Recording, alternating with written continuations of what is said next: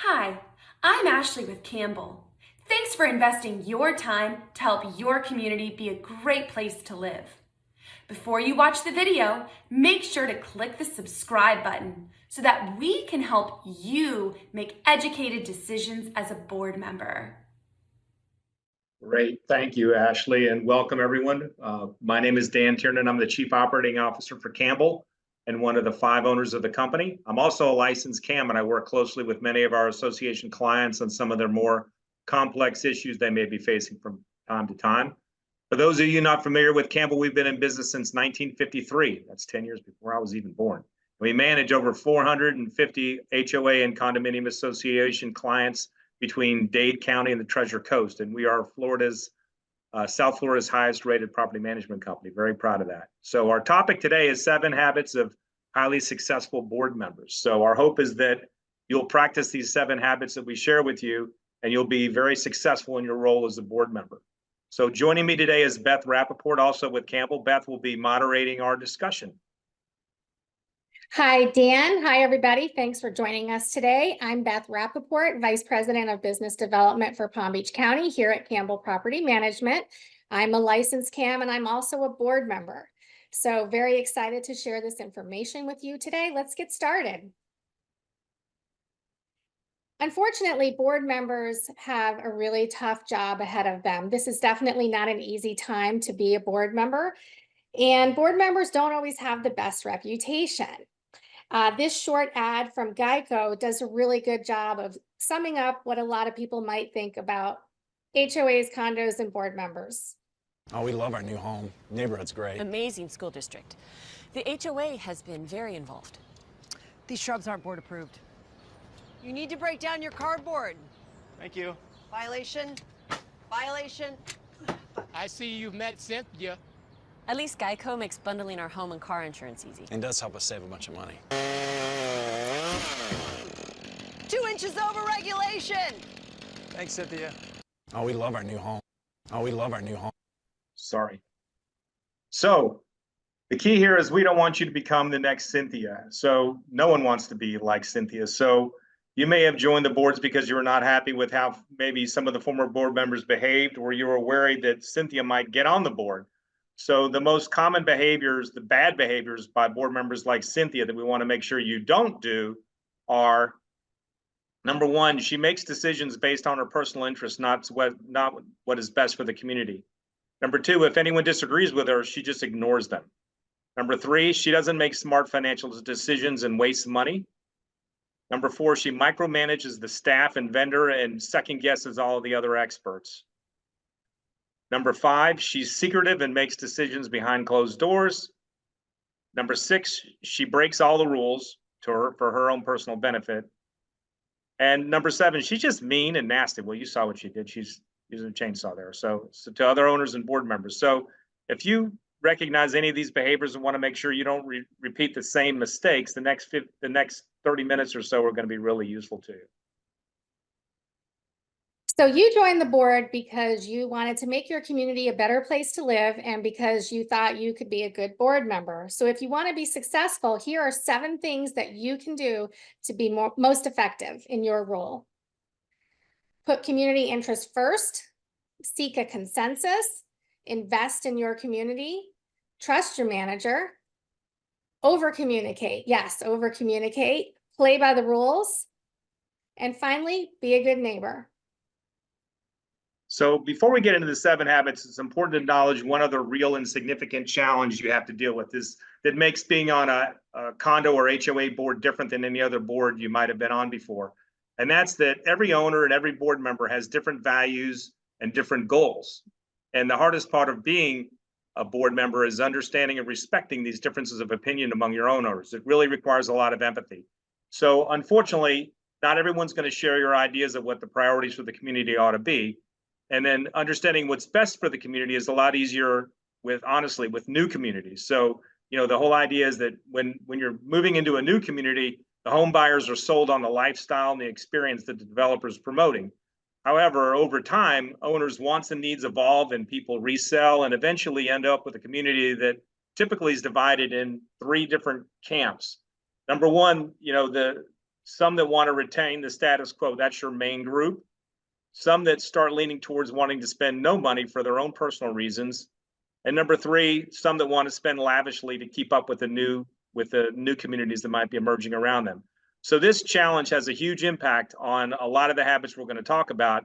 And I just wanted to make sure I brought that up in advance because it's a recurring theme and why these habits can be so important at the same time so challenging to deal with. Okay, so on to the first habit. As a board member, you have a responsibility to look out for the best interest in your community.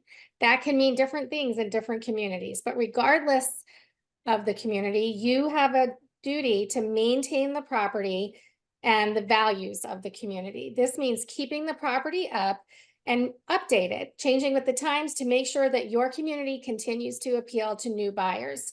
Something that might be of great value to the community may not interest you or benefit you, but you need to resist looking at it from your own perspective. Can you give us some examples, Dan? Sure, Beth. So a few ones that are happening a lot now are, pickleball. Converting a tennis court to a pickleball court might not have any interest to you at all, but it could absolutely encourage new homeowners to want to move into your community. Number two is adding electric vehicle charging stations. These are really typically only a benefit of a pretty small number of owners today, but they could absolutely impact your overall property values over time and make your property more attractive. And then the third one it's kind of an obvious, but not completely for some people, is upgrading entrances and monuments. And if you're in a condo, this might refer more to your lobby where it's just all purely aesthetic, but it has an absolute impact on your home values, which should not be ignored. So these are just a few examples, and there's a lot more, but it's always important that you try to look at the big picture, not just what you personally want, and look for whatever's best for the community as a whole.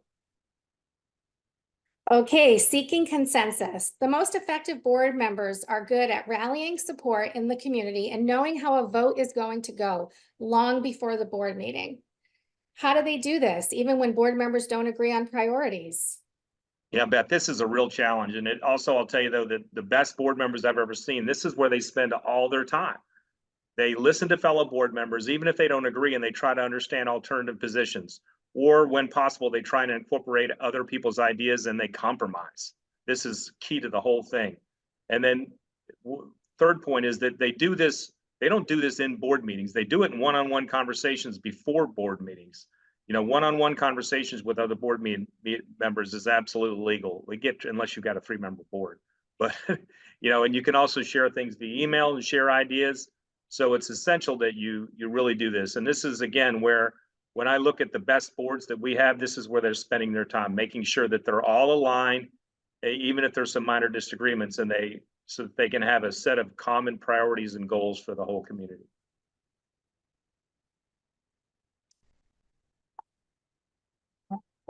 Second.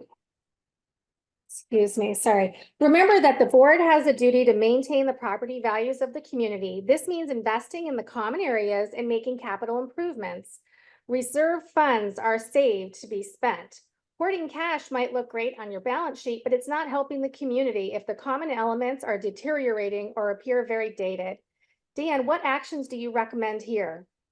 Well, I'd say the number one thing, and some of the legislation has kind of taken care of this for us, which is making sure you get a professional reserve study. Whether you're an HOA or a condo, this is a great guide for you to be able to formulate a 3 to 5 year plan, including how you're going to fund key projects. This is something that's kind of unusual with condos and HOAs, is everyone has 1-year plans, which are your budgets, and then you've got these 30-year plans, which are your reserve studies.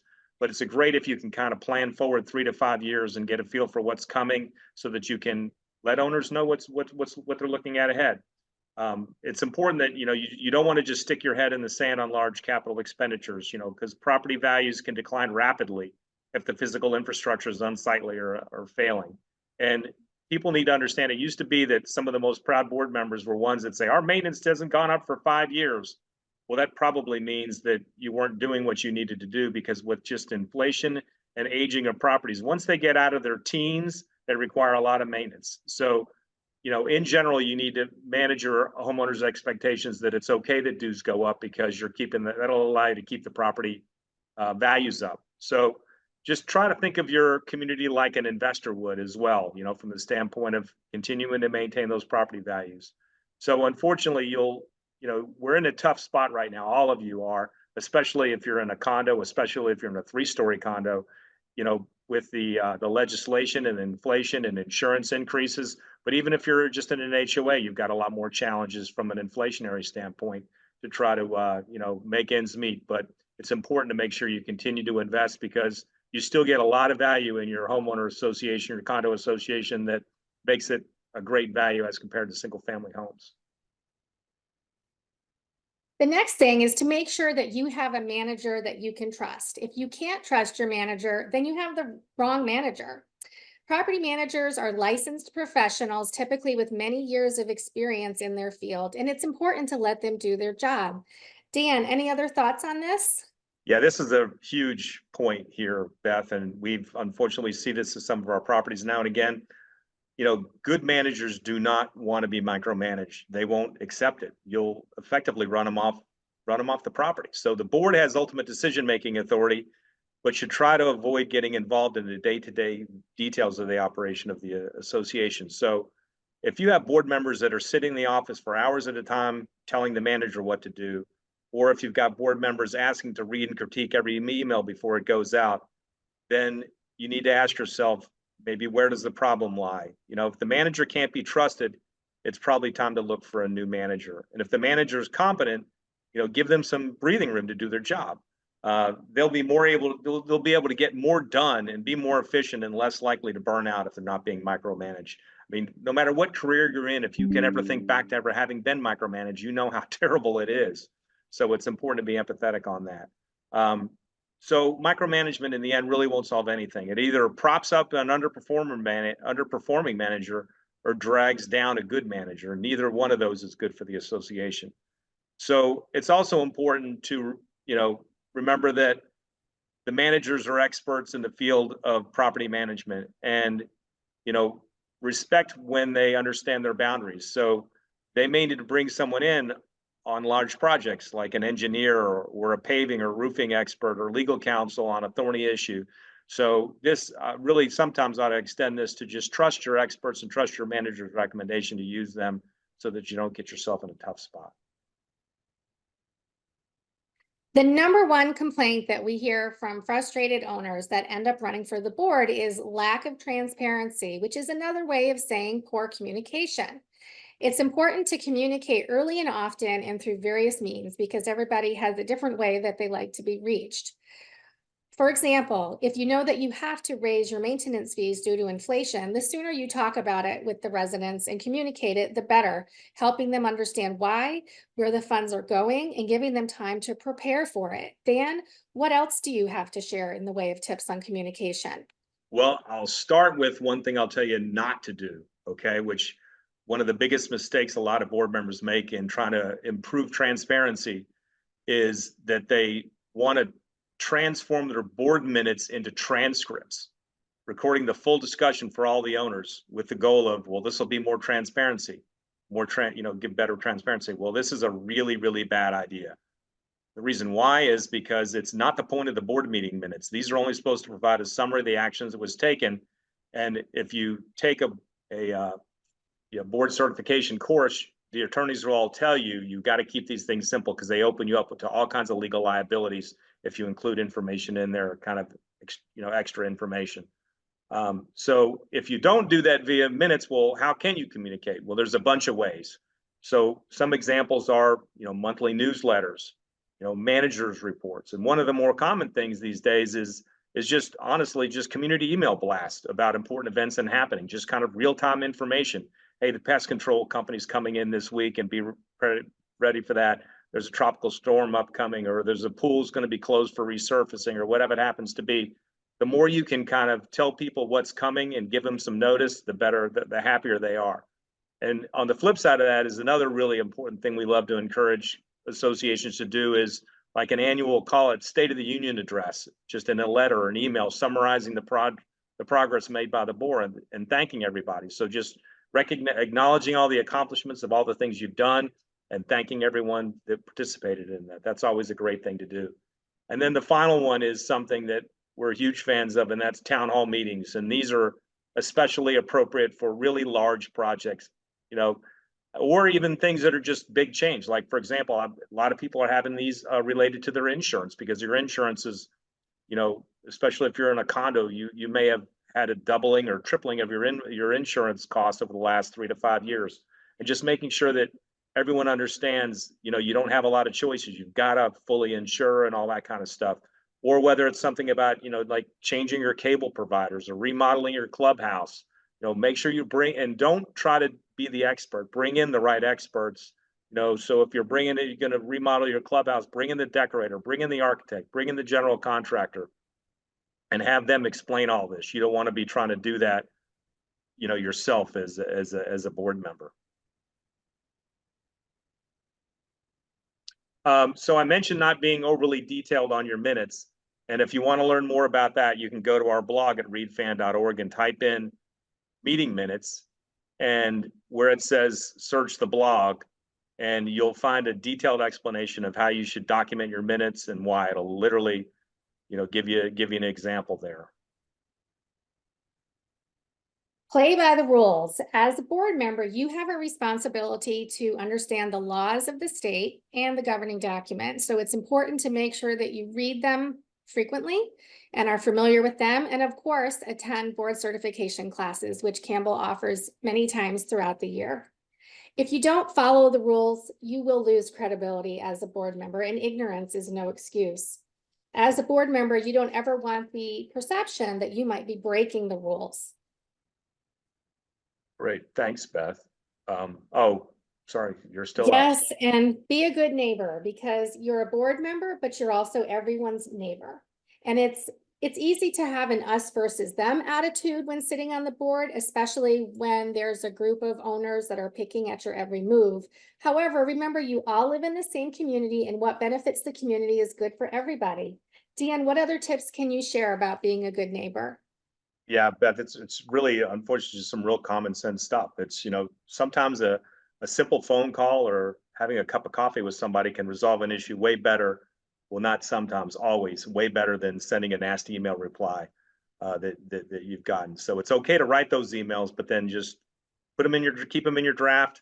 Don't send them. Have a conversation instead. You know, the other is just treating your neighbors the way you'd want to be treated. Try to de-escalate situations whenever possible. You know, we encourage people to stay off social media, stay off Nextdoor, Facebook. You know, don't let a small minority on social media drive your agenda or drag down your mental health.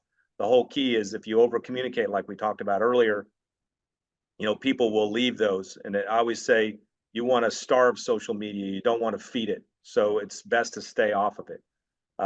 And also, it's important to you know, remember that you know, there's always going to be people that are complaining. And I tell people, in general, you're going to have like 2% of your community is going to be complainers and people that are just upset. And the best thing you can do is focus on the goodness that you're bringing and the positive things that are happening, because you really do have most likely, most communities have a very large silent majority that doesn't want to shake up things with their neighbors that are rude, but they feel really good about what's going on. So you want to make sure you can promote the good stuff as much as possible. And, you know, one other thing that may make sense if you want to consider is having your board and committee members agree to sign a code of conduct or a code of ethics. Beth, you want to tell us a little bit more about that? Yes, absolutely. If you're interested in a code of conduct, you can visit our blog, readfan.org, and search for code of conduct, and you'll find a blog post telling you all about it, as well as a link to a code of ethics from Community Associations Institute.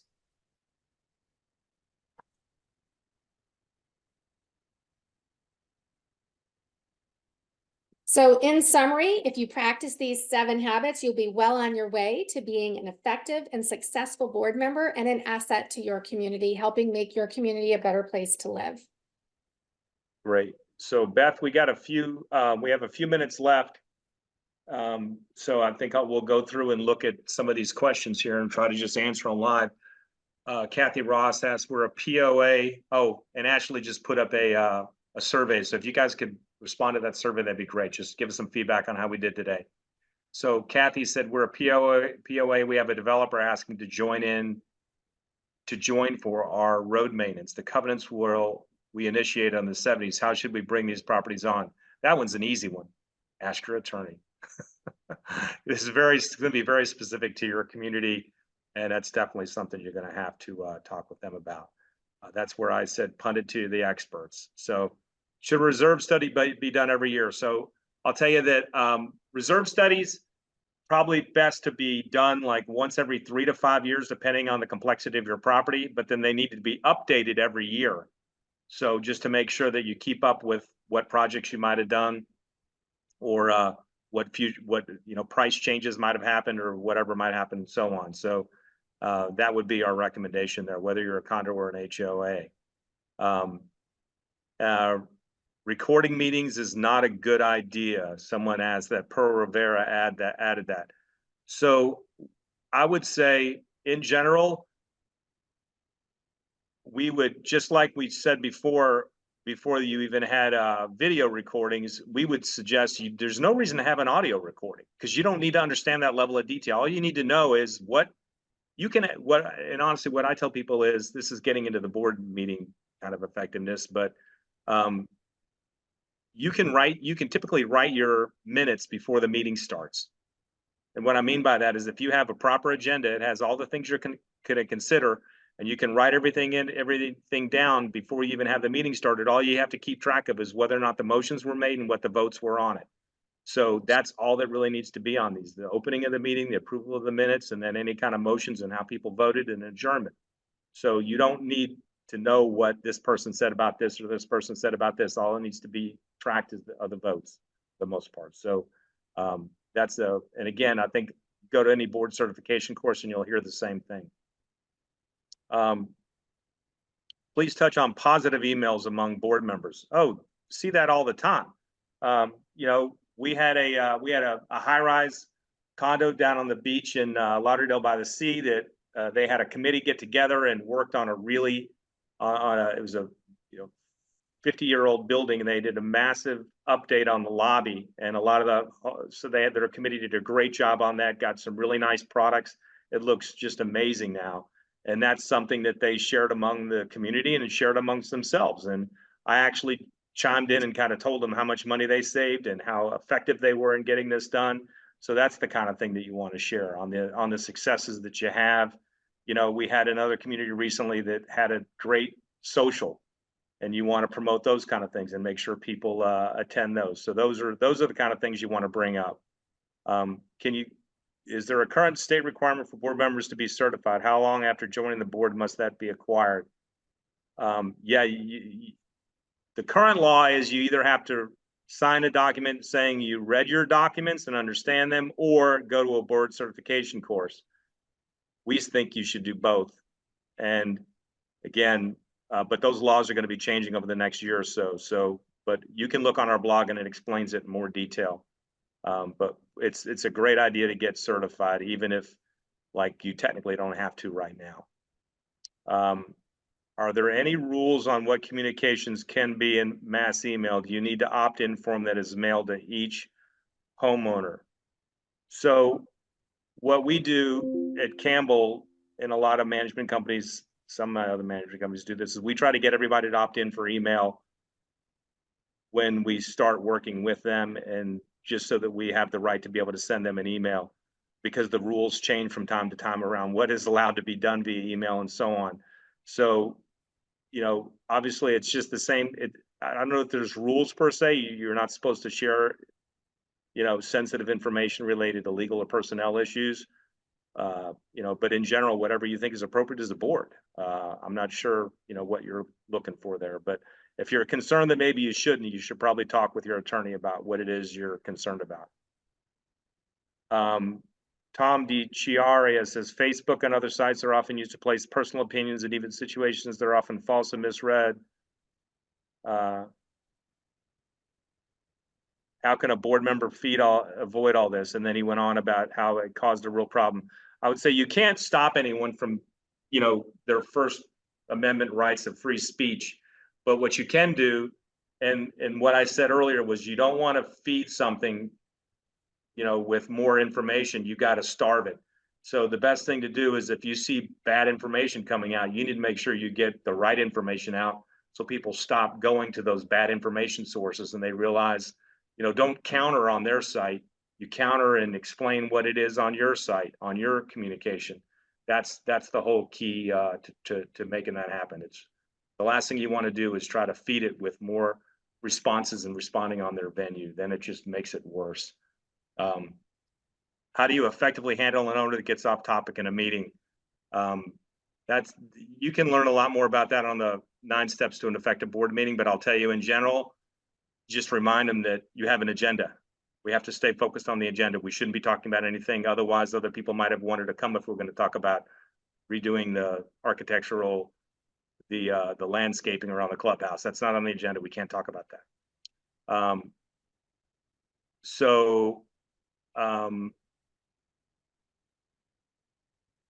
See if there's anything else in here more around anything more related to this specific thing about habits, about board member habits. There's some questions about posting. There's a reference to a sunrise, something happened. I think what that's happened. Surfside. Oh, Surfside. Okay. Yes. Yeah, I didn't know anything happened at Sunrise. Something happened at Surfside. Yeah.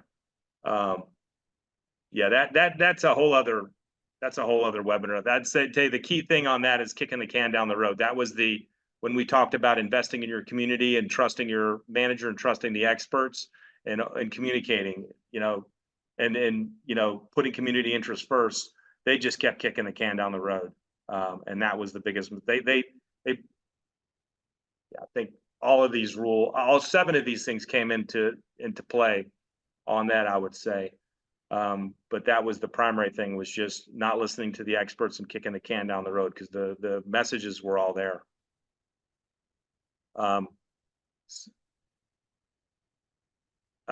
See, how do you control a toxic board member that refuses to abide by the board code of conduct?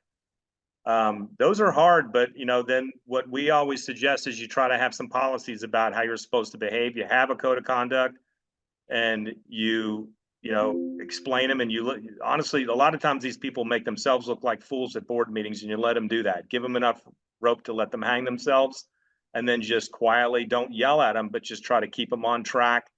Make sure they follow the agenda, hold them to the rules. And, I've seen it happen a bunch of times. They end up getting kind of tired of not being able to run rogue over everything, and they quiet down or leave. But the answer is not yelling at them or screaming at them or trying to kick them off the board. It's really just coming up with policies that are normal and aren't picking on them. And, that's the best way to handle it.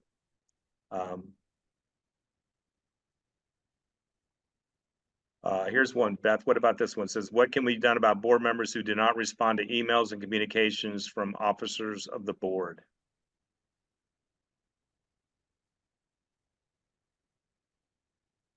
Oh, you can vote more active, engaged board members in.